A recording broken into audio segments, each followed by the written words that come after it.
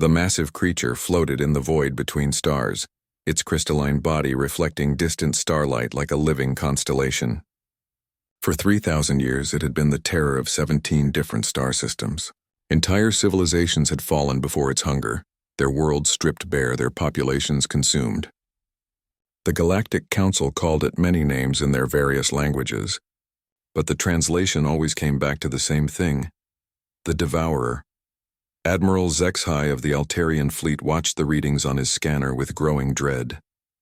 The creature was larger than their largest dreadnought, its bioenergy signatures off the charts. Behind him, his bridge crew worked frantically at their stations, trying to calculate firing solutions that might actually damage something that had shrugged off entire fleet bombardments. "Admiral," his tactical officer called out, her voice tight with fear. "Long-range sensors are picking up another ship approaching our position." HFY's four eyes narrowed as he studied the new contact. The vessel was small, barely larger than a courier ship, and its design was completely unfamiliar. The hull appeared to be constructed from some kind of dark metal that seemed to absorb sensor waves rather than reflect them. "Unknown vessel, this is Admiral HFY of the Galactic Defense Force," he broadcast on all standard frequencies. "You are approaching a Class X threat zone. Withdraw immediately or risk destruction." The response came through crystal clear, spoken in perfect galactic standard despite the alien origin of the ship. "This is Captain Sarah Chen of the Earth vessel Persistence. We're here to help with your Devourer problem." HFY felt his secondary heart skip a beat. Earth? He had heard rumors of the newest species to achieve faster than light travel, but they had only been spacefaring for less than 200 years. What could such a young race possibly do against a threat that had defeated civilizations with millions of years of advancement? "Captain Chen," HFY replied, trying to keep the skepticism out of his voice. "While we appreciate your offer of assistance, this creature has destroyed entire fleets. Perhaps it would be better if you withdrew to a safe distance." A sound came through the comm channel that took HFY a moment to recognize as laughter. Human laughter, he realized, though he had never heard it before. "Admiral, with respect, I think you're underestimating what we bring to the table," Captain Chen said. "Request permission to demonstrate." Before HFY could respond, his tactical officer gasped. "Admiral, the human ship is moving directly toward the Devourer. They're on an intercept course." On the main view screen, HFY watched in amazement as the small Earth vessel accelerated past his fleet formation without the slightest hesitation. The Devourer, which had been drifting lazily through space while feeding on cosmic radiation, suddenly became alert. Its massive form shifted, crystal spines extending as it sensed the approaching ship. The creature's response was immediate and devastating. Energy beams that could slice through battlecruiser armor lanced out toward the human ship. But something impossible happened. The beams simply stopped as if hitting an invisible barrier around the Earth vessel. "How are they doing that?" HFY's science officer whispered. The human ship continued its approach, completely ignoring the Devourer's increasingly frantic attacks. As it drew closer, Captain Chen's voice came through the comm again, but this time she wasn't speaking to the Admiral. "Easy, big guy," she said, her tone gentle but commanding. "Nobody's going to hurt you. Just calm down." The effect was instantaneous. The Devourer's energy attack ceased. Its crystal spines retracted. The massive creature, which had been the bane of galactic civilization for millennia, simply stopped moving and hung motionless in space. HFY stared at his tactical display, unable to believe what his sensors were telling him. "All stations, run full diagnostics on sensor arrays." This cannot be accurate, but the diagnostics came back clean. The readings were real. Somehow the human had done something that seemed to pacify the galaxy's most feared predator. "Captain Chen," HFY managed to say, "what exactly did you just do?" "Oh, that?" Chen's voice carried an odd mixture of surprise and amusement. "We figured out what it really is. Your Devourer isn't actually a predator, Admiral. It's a pet." The bridge fell silent except for the soft hum of ship systems. HFY felt his mind struggling to process what he had just heard. "A pet?" he finally managed. "More specifically, it's a bioengineered companion creature, created by a species that went extinct about 50,000 years ago. The Builders, we call them, though that's just our designation. They designed this thing to be the ultimate loyal companion. Problem is, when they died out, it was left without an owner. It's been wandering the galaxy ever since, getting hungrier and more desperate. trying to find someone who can give it the commands it needs. HFY looked at the creature on his screen. Now that the human had explained it, he could see it differently. The way it moved, the way it had responded to Captain Chen's voice. It did seem less like a predator and more like a massive, lost animal. "But how did you know how to command it?" he asked. "That's the really interesting part," Chen replied. "See, we ran a full analysis of its biosignatures and neural patterns. Turns out the builders based its behavioral programming on pack animals from their homeworld. Animals very similar to what we call dogs back on Earth. Once we realized that, It was just a matter of figuring out the right tone and approach." As if to demonstrate, Chen's voice came through the comm again, directed at the creature. "Good boy. Just stay right there. Good boy." The massive entity, this terror of the galaxy, actually seemed to settle more comfortably in space at the praise. HFY found himself laughing, a sound that was part relief and part amazement. 3,000 years of fear, countless lost lives, entire civilizations evacuated, and the solution had been as simple as knowing how to talk to a lonely pet. "Captain Chen," he said, "I believe the Galactic Council is going to want to speak with you." "Looking forward to it, Admiral. But first, I think this big guy needs a proper home. Any chance your people know anything about caring for cosmic-scale companion animals?" 3 days after the incident, Captain Sarah Chen stood in the most prestigious conference chamber in the galaxy.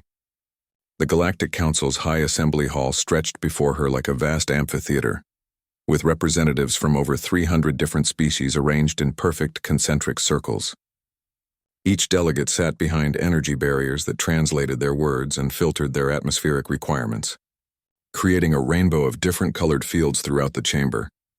At the center of it all, Chen felt remarkably small in her simple Earth military uniform. But she wasn't intimidated. Growing up on Luna Colony had taught her that size didn't always matter, and her years training border collies on her grandmother's ranch had taught her that understanding behavior was more important than understanding technology. The Council Prime, a tall crystalline being from Altair 7, rose from the central podium. When he spoke, his words echoed through translation systems in hundreds of languages simultaneously. "Captain Chen of Earth," he began, his voice resonating through the chamber. "The Galactic Council acknowledges your remarkable achievement in neutralizing the threat known as the Devourer. However, we find ourselves facing new questions. If this entity is indeed a companion creature as you claim, what do you propose we do with it?" Chen stepped forward to the speaking platform, her voice carrying clearly through the chamber's acoustics. "Honorable delegates, the solution is actually simpler than you might think. The creature needs what any lost pet needs: proper care, training, and a sense of purpose." A delegate from the reptilian Sauron Empire hissed skeptically. "This pet has consumed entire worlds, Captain. How do you propose to house such a beast?" "First," Chen replied, activating a holographic display that appeared above the assembly, "we need to understand what it actually consumed. Our analysis of the affected world shows that the creature didn't eat people or destroy cities randomly. It was searching for specific materials, particularly rare crystalline formations that match the neural architecture of its original creators. The hologram showed detailed scans of worlds the Devourer had visited. Instead of random destruction, there were precise excavation patterns, almost surgical in their accuracy. It was trying to find traces of the builders," Chen continued. "Chemical signatures, technological remnants, anything that might lead it back to its masters. The ecological damage was just a side effect of its desperate searching. A being that looked like a floating jellyfish pulsed different colors as it spoke. Even if your analysis is correct, the creature remains dangerous. How can we trust something that has caused so much destruction?" Chen smiled, and several delegates shifted uncomfortably. Human facial expressions were still largely unknown to most of the galaxy, and a predator species showing teeth often meant aggression. "Because," Chen said, "we're going to give it a job." The chamber erupted in confused chatter across dozens of species. The Council Prime called for order, his crystalline form brightening to get attention. "Explain this proposal, Captain." Chen's holographic display shifted to show star charts and trade routes. The galaxy has been struggling with piracy and illegal mining operations for centuries, especially in the outer rim territories where patrol ships can't effectively monitor vast areas of space. The creature, which we've started calling Guardian instead of Devourer, could serve as a mobile patrol unit. A mammalian delegate with 6 arms raised a limb in objection. You want to weaponize this monster? No, Chen replied firmly. I want to give it a purpose that matches its natural abilities. Guardian is incredibly fast, can survive in any environment, and has sensory capabilities that surpass our best technology. Most importantly, it's naturally protective. The builders designed it to guard their territory. We just need to expand that territory to include trade routes and mining operations. She gestured, and the hologram showed Guardian moving between different star systems, its massive form dwarfing illegal mining ships. Pirates and claim jumpers rely on operating in areas where government forces can't quickly respond. But Guardian can cross several light years in days, not weeks. The mere knowledge that a creature of its size and capabilities is patrolling would deter most illegal activities. An elderly delegate from the academic world of Sophon raised a tentacle thoughtfully. The psychological impact alone would be significant, but how do you propose to control such a being across vast distances? Chen pulled out a small device that looked remarkably primitive compared to the advanced technology surrounding them. It was essentially a modified radio transmitter combined with a training whistle. Simple voice commands and conditioning, she said. Guardian responds to tone and specific verbal cues, just like any well-trained animal. We've already established a basic command vocabulary, patrol routes, investigation protocols, and return signals. She activated the device, and her voice carried through the chamber's communication system. Guardian status report. Moments later, a deep harmonic tone resonated through the chamber's external sensors.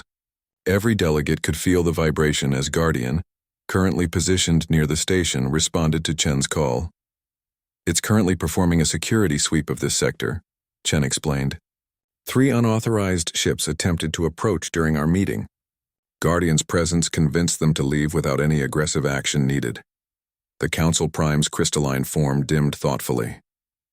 You speak of this creature as if it were a simple animal, yet it possesses intelligence far beyond most species in this assembly. Intelligence and wisdom are different things, Chen replied. Guardian is incredibly intelligent, but its emotional development was stunted when it lost its original family. Think of it as a highly advanced child who's been alone for thousands of years. It doesn't need complex philosophical discussions about morality and justice. It needs clear rules, consistent reinforcement, and the knowledge that it's doing important work for people who care about it. A delegate from the machine worlds spoke through electronic translation. What happens if this creature decides to disobey? What happens if it turns hostile again? Chen's expression grew serious. That's why the handler relationship is so important. Guardian doesn't just follow commands because it's programmed to. It follows them because it trusts the person giving them. Trust is built through consistent care, fair treatment, and mutual respect. She paused, looking around the chamber. The creature spent thousands of years alone, growing more desperate and destructive because it had no guidance. Every species in this galaxy tried to fight it or hide from it. Earth is offering something different. We're offering to be its family. The chamber fell silent as delegates processed this concept.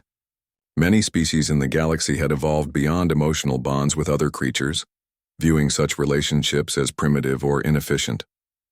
Finally, the Council Prime spoke. Captain Chen, your proposal is unprecedented. You ask us to trust the security of galactic trade routes to a creature that has been our greatest threat, controlled only by the voice commands of a species that achieved spaceflight less than 2 centuries ago. Chen nodded. I understand the risk seems enormous, but consider the alternative. Guardian exists whether we cooperate with it or not. We can continue treating it as an enemy, fighting battles we can't win, or we can recognize what it really is and give it the guidance it's been seeking. She activated her communicator one more time. Guardian returned to base. The harmonic response was immediate. And through the chamber's viewports, delegates could see the massive creature moving gracefully toward the station. Its movements no longer predatory but purposeful and controlled. The choice, Chen concluded, is whether we want a monster roaming the galaxy or the most loyal guardian the galaxy has ever known. 6 months after the council meeting, Captain Chen found herself aboard the Deep Space Monitoring Station, Haven's Rest, watching Guardian patrol the Kepler trade corridor with the efficiency of a well-trained sheepdog. The transformation had been remarkable, but it hadn't been without challenges. Commander Vexthul of the Trade Protection Authority paced nervously behind Chen as they watched the displays. His insectoid features clicked with agitation as Guardian approached another, suspicious vessel on the shipping lane. "Still don't understand how you maintain control over something that large from this distance?" Vexthul buzzed through his translator. "Our longest-range communication systems barely reach half a light-year with any reliability." Chen kept her eyes on the tactical display, where Guardian was performing what she had come to call a friendly intercept with a cargo hauler that had been traveling without proper identification. "It's not about technology, Commander. It's about relationship building." On the screen, Guardian's massive form dwarfed the cargo ship. But instead of the aggressive posturing that had once terrified spacers across the galaxy, the creature simply positioned itself alongside the vessel and waited. Chen activated her communicator. "Guardian, identification check. Gentle approach." The response came not through normal communication channels, but through Guardian's bioelectromagnetic field, which the creature could modulate to send simple signals across vast distances. 3 harmonic pulses indicated compliance, understanding, and readiness. Within minutes, the cargo ship began broadcasting proper identification codes and updated their flight plan to match shipping regulations. Guardian acknowledged with a pleased harmonic tone and moved on to continue its patrol route. "Remarkable," Vexthul admitted.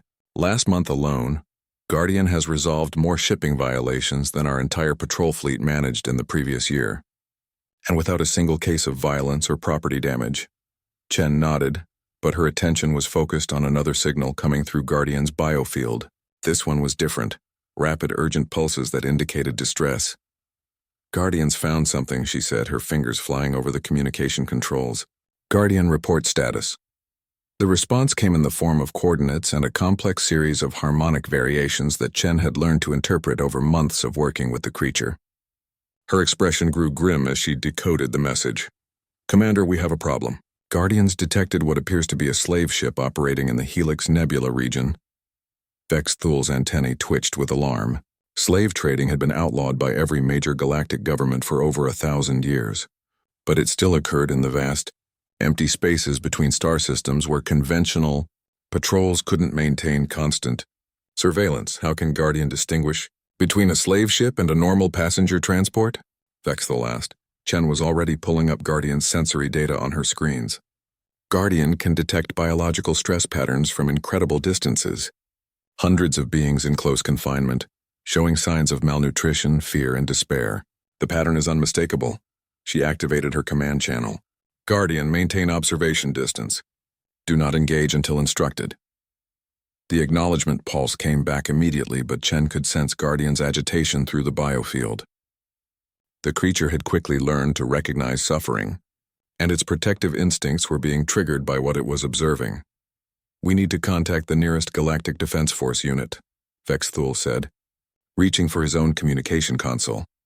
"This type of operation requires proper legal authority and multiple ships for detention and processing."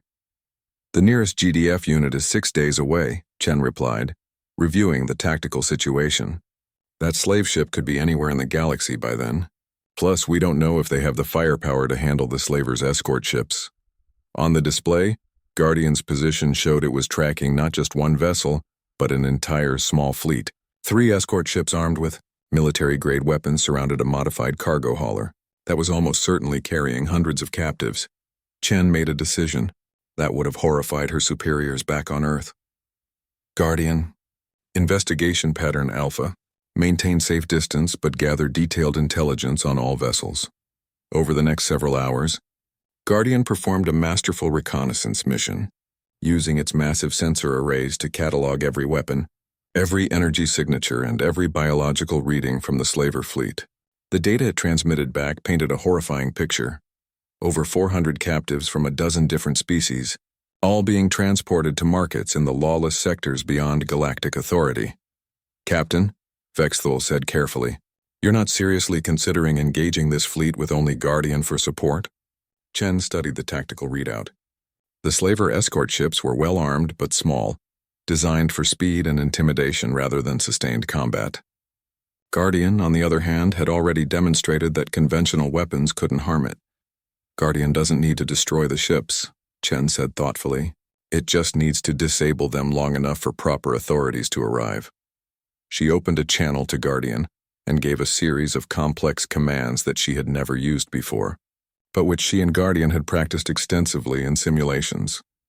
Guardian, Rescue Protocol 7, disable escort vessels, secure cargo ship, protect all biological signatures marked as distressed. Authorization TaleHFY 7. The response from Guardian was immediate and enthusiastic. Chen could feel the creature's excitement through the biofield as it finally received permission to act on its protective instincts. What followed was perhaps the most one-sided engagement in the history of space combat. Guardian moved through the slaver fleet like a force of nature, using precisely controlled electromagnetic pulses to disable ship systems without harming the organic occupants. The escort vessels found their weapons useless against Guardian's biocrystalline armor, and their engines failed one by one as Guardian methodically shut down their power systems.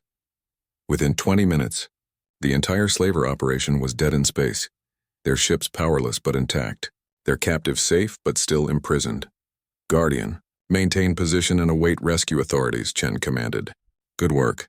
Very good work. The harmonic response that came back was clearly proud and satisfied.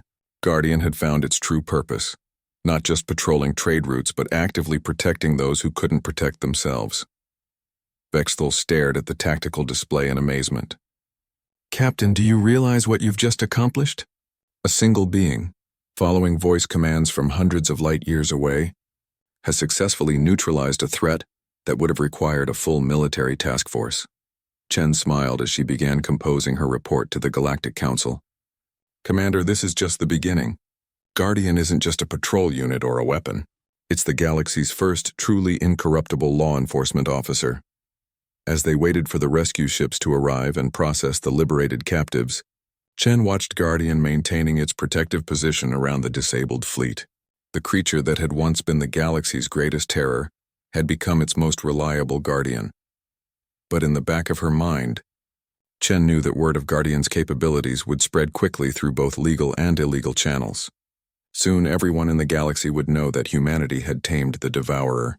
The question was whether that knowledge would bring respect or make Earth a target for those who feared what humans might accomplish next.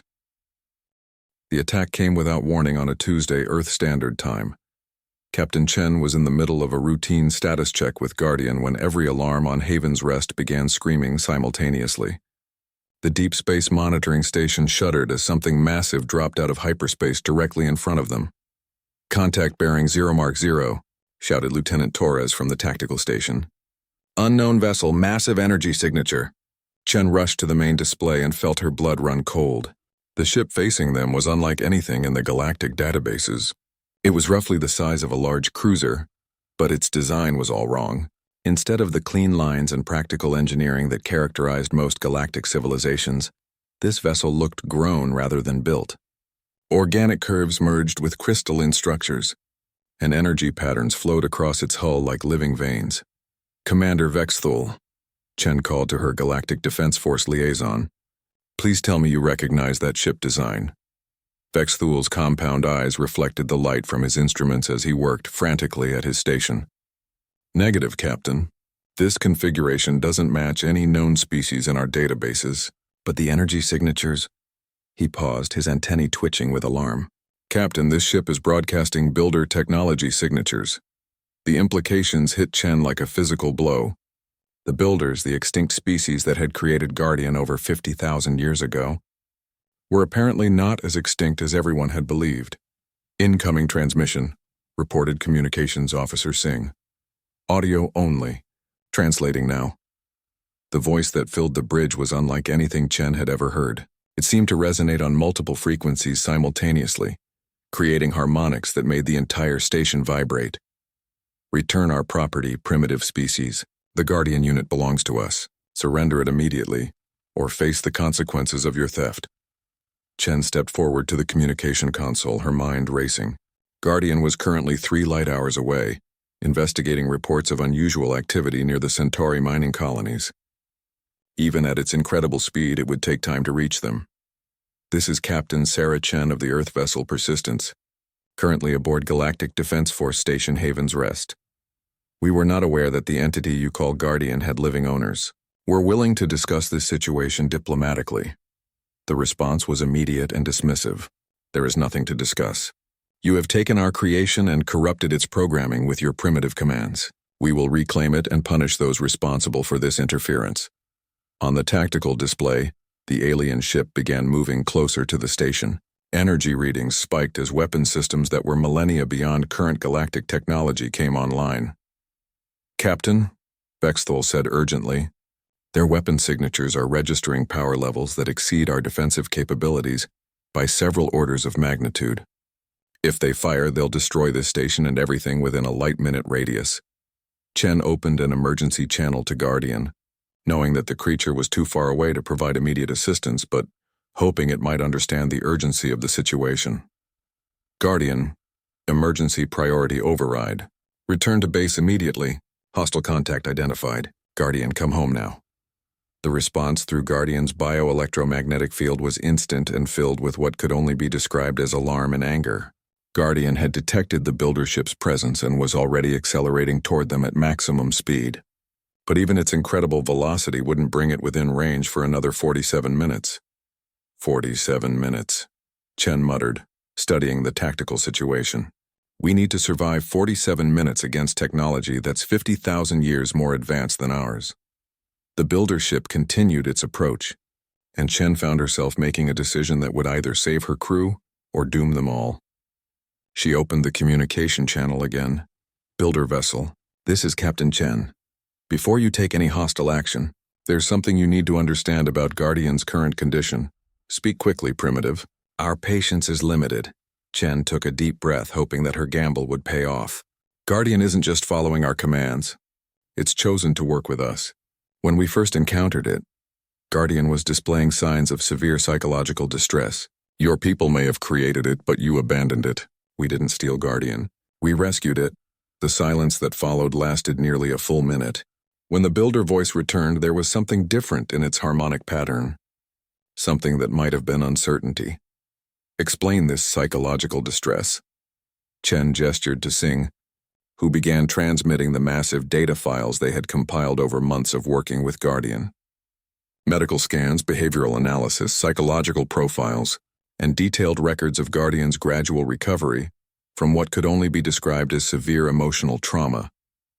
Guardian was alone for thousands of years, Chen explained, as the data transmitted. It was desperately searching for any trace of its creators, causing massive ecological damage in the process. Not because it was malicious, but because it was lost and frightened. We provided what it needed most: consistent care, clear communication, and a sense of purpose. Another long silence. Chen could see on her displays that the builder ship had stopped its approach and was apparently analyzing the transmitted data. "Your file suggests that our creation has been damaged by its isolation." "Not damaged," Chen corrected. "Changed. Guardian has grown beyond its original programming. It's developed its own sense of ethics and purpose. It chooses to protect innocent beings because it wants to, not because it's programmed to." The tactical display showed the builder ship's weapons powering down slightly, though they remained targeted on the station. "This is unexpected. Our Guardian units were designed to be loyal and protective, but not to develop independent moral reasoning." Chen saw an opportunity and pressed forward. "Maybe that's exactly what you hoped for when you created Guardian. A companion that could grow and develop, not just a biological machine following orders." "Captain," Vexthal whispered urgently, "Guardian's position shows it will arrive in 32 minutes, but I'm detecting additional hyperspace signatures. More builder ships are arriving." Chen's heart sank as 3 more organic crystalline vessels dropped out of hyperspace around the station. They were now completely surrounded by technology that could obliterate them without effort. "Builder vessels," Chen said, trying to keep her voice steady. "I propose we wait for Guardian to arrive before making any decisions. Let Guardian choose for itself where it belongs." The first builder ship moved closer, and Chen could now see through the viewport that its hull was covered in structures that looked disturbingly similar to Guardian's crystalline formations. "Very well, primitive," the harmonic voice responded. "We will permit your Guardian unit to choose. But understand this. If it chooses to return with us, we will not allow your species to interfere with our property again." And if it chooses to remain with you, the pause was ominous, we will need to understand how primitives accomplished what our own advanced civilization considered impossible. Chen looked around at her bridge crew, all of whom were doing their best to maintain professional composure despite facing the most dangerous situation in human history. Understood, she replied. We'll wait for Guardian. As they settled in for what might be the longest 30 minutes of their lives, Chen found herself wondering if she had just saved her crew or simply given them a brief reprieve before facing something even worse than destruction. In 30 minutes, they would discover whether Guardian truly considered humans to be family, or whether 50,000 years of genetic programming would prove stronger than months of trust and companionship. When Guardian arrived, the entire sector seemed to hold its breath.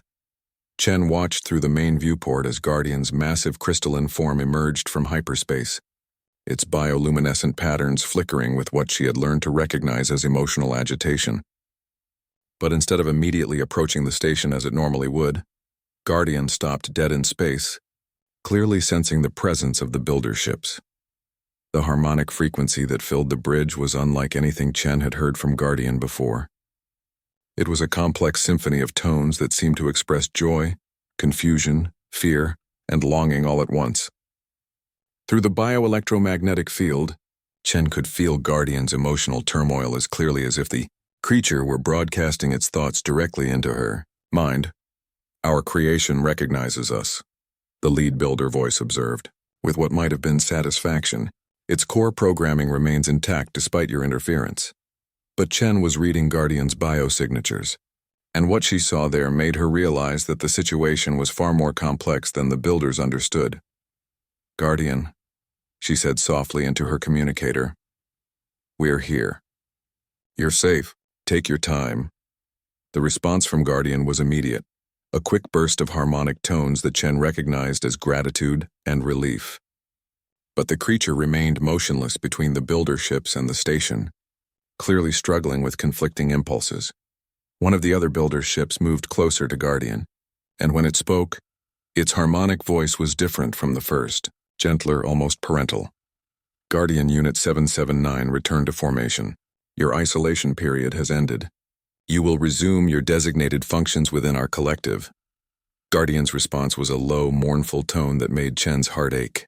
Through the biofield, she could sense the creature's desperate desire to obey the commands of its creators, but something was holding it back. Captain, Vexthul whispered. Guardian's bio readings are showing extreme stress. Whatever decision it's trying to make, the process is causing significant psychological trauma. Chen realized that she was watching a being torn between two families, the one that had created it and abandoned it, and the one that had found it and given it purpose. The choice Guardian was facing was breaking its heart. Builder vessels, Chen said, stepping forward to address all 4 ships. I have a proposal. You are in no position to make proposals. Primitive, the lead builder replied harshly. Actually, I think I am, Chen said, her voice growing stronger, because Guardian isn't the only one who's changed over the past 50,000 years. You have too. The silence that followed was heavy with tension. Chen continued. When you created Guardian, you designed it to be loyal, protective, and capable of independent thought. But then you disappeared, leaving it alone with no explanation, no closure, no opportunity to say goodbye. Guardian spent thousands of years believing it had somehow failed you. Our species faced extinction, another builder voice interjected. We had no choice but to abandon our Guardian units and retreat to preserve our civilization. But you survived, Chen pointed out. And now you're back expecting Guardian to simply resume its old life as if nothing has happened. But Guardian has grown. It's experienced loss, loneliness, purpose, and friendship. You can't just reset 50,000 years of experience. Guardian's harmonic response was a complex chord that seemed to agree with Chen's assessment. The creature was trying to communicate something, but the emotional intensity was making its biosignals difficult to interpret. What are you proposing? The first builder asked. Chen took a deep breath, knowing that her next words would determine not just Guardian's fate, but potentially the future relationship between humanity and the most advanced species in the galaxy. A partnership, she said. Guardian doesn't have to choose between its creators and its current family. The builders need to understand what Guardian has become, and humans need to learn what Guardian was meant to be. Let Guardian serve as a bridge between our species. The builder ships moved into a tighter formation, clearly communicating among themselves through channels that human technology couldn't detect. Guardian remained motionless, but Chen could sense through the biofield that the creature was listening intently to everything being said. Finally, the lead builder spoke. You suggest that our Guardian unit could serve both our purposes and yours. I suggest that Guardian has developed its own purposes, Chen replied. And those purposes might align with both our interests better than either of us realizes. To demonstrate her point, Chen activated Guardian's mission logs and transmitted them to the builder ships. Month after month of patrol reports, rescue operations, and protection missions flowed across the communication channels. The data showed Guardian not just following orders but actively seeking out ways to help others, often taking initiative that went far beyond its assigned duties. Your Guardian unit has been busy, one of the builders observed after reviewing the logs. Guardian found something with us that it never had before, Chen explained. The freedom to choose its own missions, to protect beings simply because they needed protection, not because they were specifically assigned to its care. Guardian suddenly moved, gliding smoothly toward the builder ships, but instead of docking or assuming a formation position, it stopped just outside weapons range and began broadcasting a complex series of harmonic patterns. Chen's translation systems couldn't fully decode the communication, but the emotional content was clear. Guardian was trying to explain its new life to its creators, sharing the joy it had found in freely chosen service. The builder's response was a symphony of harmonic tones that lasted several minutes. When it ended, the lead builder spoke to Chen with what sounded like grudging respect. Our Guardian unit has achieved something we thought impossible. It has transcended its original programming while maintaining its core values. There was a pause, unprecedented. Guardian chose to become more than what it was created to be, Chen said. That choice should be honored, not erased. Another long communication exchange between Guardian and the builders followed. Chen watched the energy patterns flowing between the ships and realized she was witnessing a reunion, 50,000 years in the making. Finally, Guardian turned back toward the station and sent a simple message through the biofield. The emotional content was clear: gratitude, love, and determination. Captain Chen, the lead builder said, our Guardian unit has made its choice. It will continue to serve with your people, but it has requested that we establish a permanent presence in this sector. Chen felt a surge of relief and triumph. The Galactic Council would welcome formal diplomatic contact with the builder civilization. This is acceptable. However, we have conditions. Guardian will continue its current duties, but it will also serve as our liaison with Galactic civilization. And you, Captain Chen, will be responsible for its continued well-being. Chen looked out at Guardian, who was now approaching the station with clear joy radiating through its biofield. I accept that responsibility, she said. Guardian is family now. The harmonic response from both Guardian and the builder ships was unmistakably positive. Chen realized she had just negotiated the most important diplomatic agreement in human history, and it had all come down to understanding that love and loyalty couldn't be programmed. They had to be earned. 2 years later, Captain Chen stood on the observation deck of New Harmony Station, watching one of the most remarkable transformations in galactic history unfold before her eyes. The station itself was a marvel of cooperative engineering, built jointly by human, builder, and Galactic Council technologies. Its organic curves flowed seamlessly into angular human architecture, while alien materials created structures that seemed to grow rather than be assembled. At its heart was Guardian's new home, a vast spherical chamber filled with crystalline formations that resonated with the creature's biofrequencies. But today, Chen wasn't alone on the observation deck. Standing beside her was Ambassador TaleHFY, one of the 3 builders who had chosen to remain in this sector as permanent representatives of their species. The builder's tall, ethereal form seemed to shift between solid matter and pure energy, making it difficult to look at directly. Guardian's integration with galactic civilization has exceeded our most optimistic projections, TaleHFY said, his harmonic voice now familiar after months of working together. The crime rates in sectors under its protection have dropped by 87%. Chen nodded, watching through the transparent aluminum as Guardian glided past the station. The creature was larger now, having grown significantly since establishing its permanent base. More importantly, it was no longer alone. Swimming alongside Guardian were three smaller creatures, each about the size of a human starship. The offspring are developing faster than expected, Chen observed. It had been Guardian's idea to reproduce. 6 months ago, the creature had approached both Chen and the builders with a proposal that had stunned everyone. Guardian wanted to create others like itself, not through artificial means, but through natural reproduction enhanced by builder biotechnology. The process had been complex and unprecedented. The builders had provided genetic material from their archives while Guardian contributed its own evolved biopatterns. The result was 3 new beings that combined Guardian's adaptive intelligence with enhanced communication capabilities and a natural affinity for working with different species. Guardian 779 has requested permission to expand the offspring's training parameters, HFY continued. It wants them to specialize in different aspects of galactic protection. Chen activated her communicator. Guardian status report on the training program. The response came not just from Guardian but from all 3 offspring simultaneously. Their harmonized bioelectromagnetic signals created a complex musical pattern that Chen's enhanced translation systems interpreted as enthusiasm, progress, and readiness for advanced responsibilities. They're ready for independent assignments, Chen realized. Guardian wants to establish a protection network across multiple sectors. This had always been the long-term plan, but seeing it actually happen was both thrilling and slightly terrifying. The galaxy was about to have 4 Guardian-class protectors, each capable of single-handedly deterring crime across vast areas of space. There's something else, HFY said, his harmonic tone shifting to include what Chen had learned to recognize as concern. Guardian has made an unusual request regarding the 4th offspring. Chen looked up sharply. 4th offspring? Guardian only created 3. The request is for a different type of creation, HFY explained. Guardian wants to attempt something that has never been tried.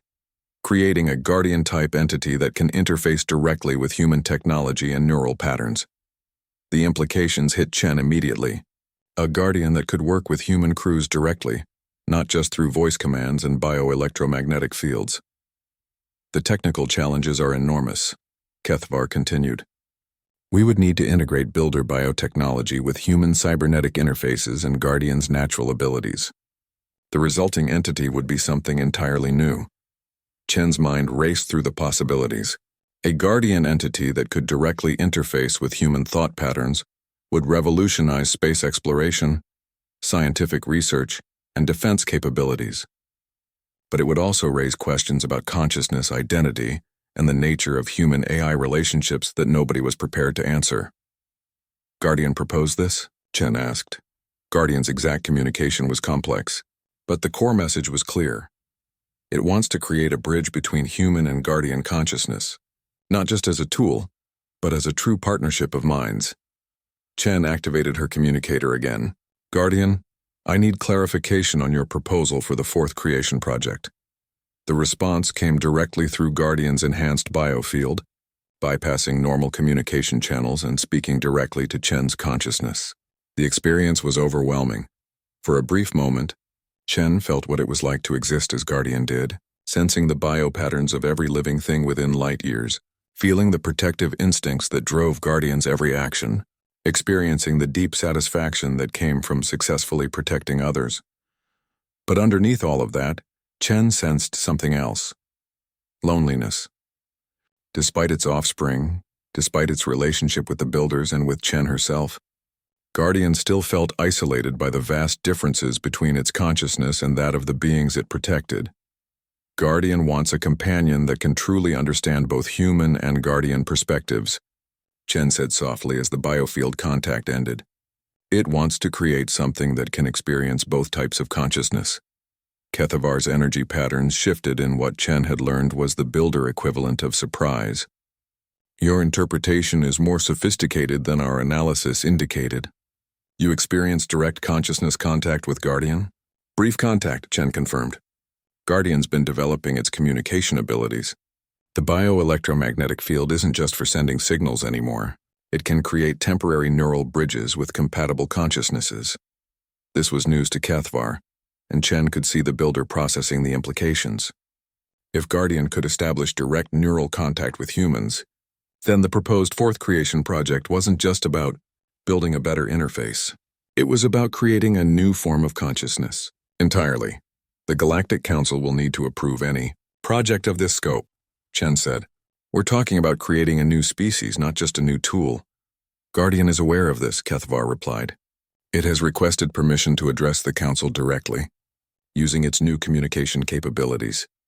Chen looked out at Guardian and its offspring, realizing that what had started as a simple rescue mission had evolved into something that would reshape the galaxy's understanding of consciousness, cooperation, and the possibilities that emerged when different species truly worked together.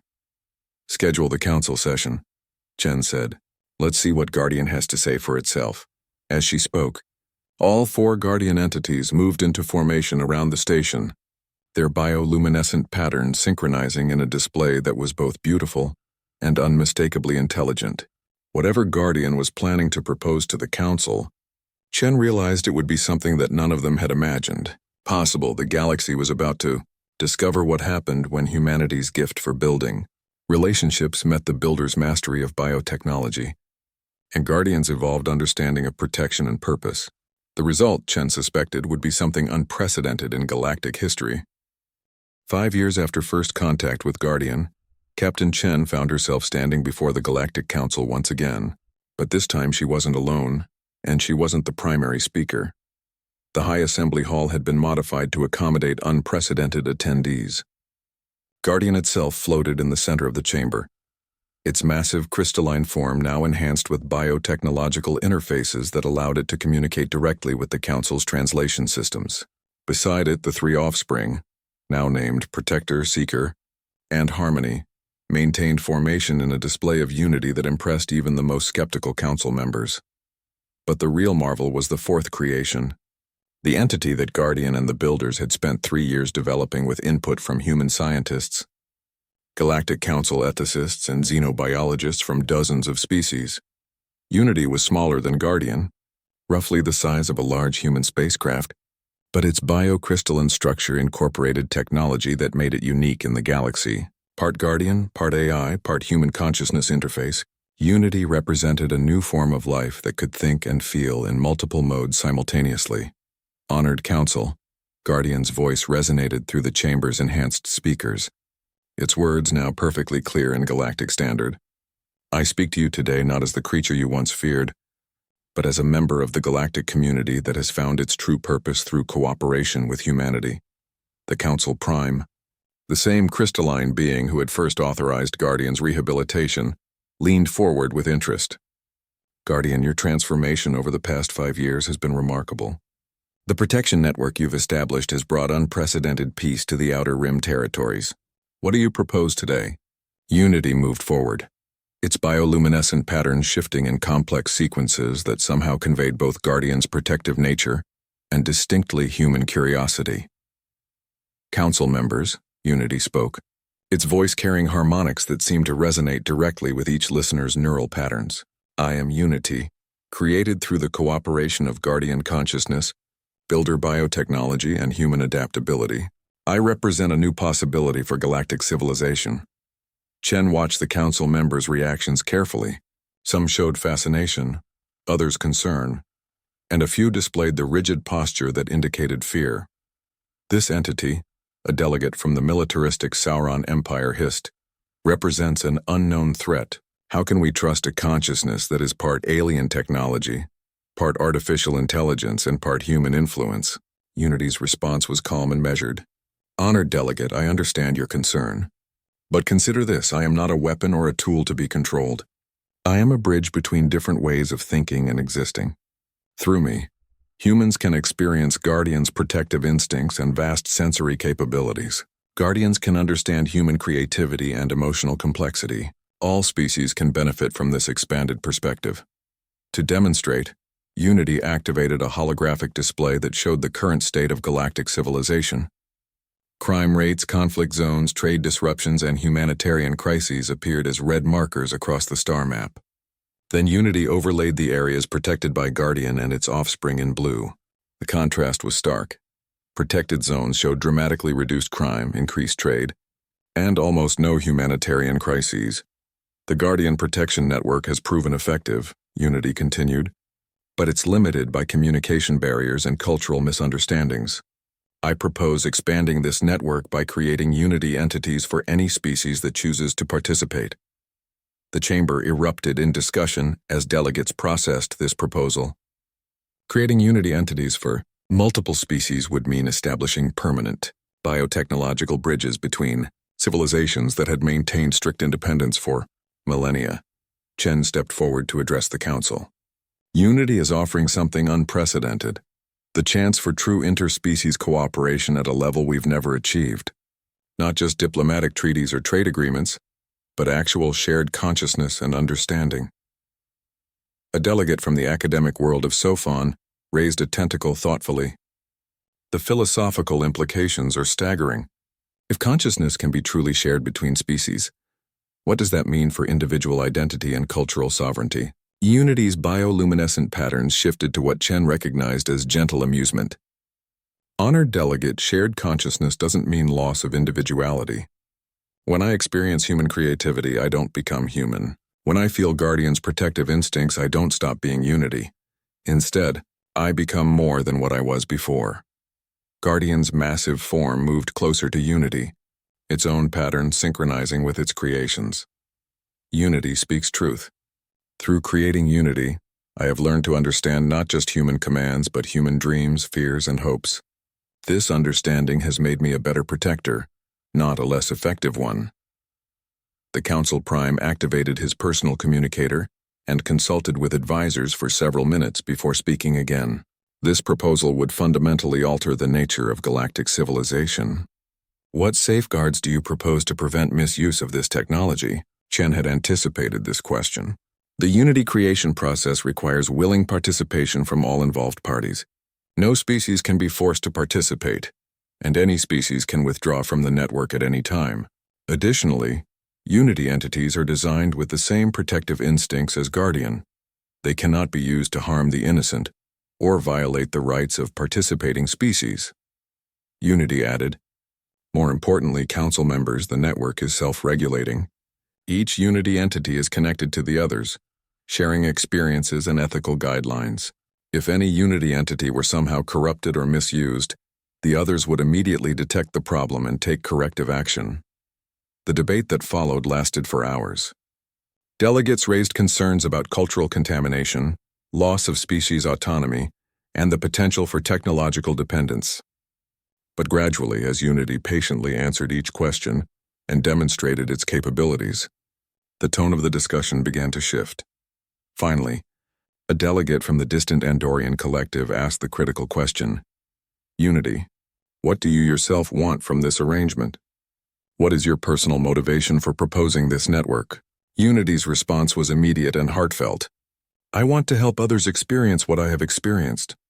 The joy of truly understanding another form of consciousness, the strength that comes from cooperation instead of competition, and the peace that results when different species work together instead of merely coexisting.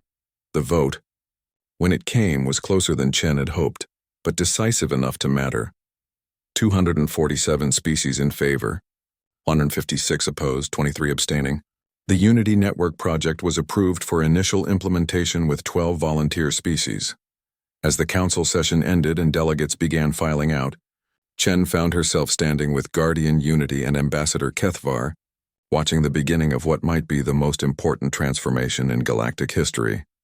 Captain Chen, Guardian said, its voice now warm with an emotion that would have been impossible years ago. When you first spoke to me in the void between stars, did you imagine it would lead to this? Chen looked around at the allies they had gathered, the ancient builders working alongside young humans, Guardian's offspring spreading protection across the galaxy, and Unity preparing to bridge consciousnesses between species that had never truly understood each other. Guardian, she said with a smile. I thought I was just talking to a lost pet. I had no idea I was starting a revolution. Unity's bioluminescent patterns pulsed with what could only be described as laughter. Perhaps, Captain, that's exactly what the galaxy needed. Someone who saw a friend where everyone else saw a monster. As they left the council chambers together, Chen realized that humanity's greatest contribution to galactic civilization hadn't been technology or military might or even diplomatic skill. It had been the simple recognition that any intelligent being, no matter how alien or frightening, might just be lonely and in need of a friend. The galaxy would never be the same. And that, Chen thought, was exactly as it should be.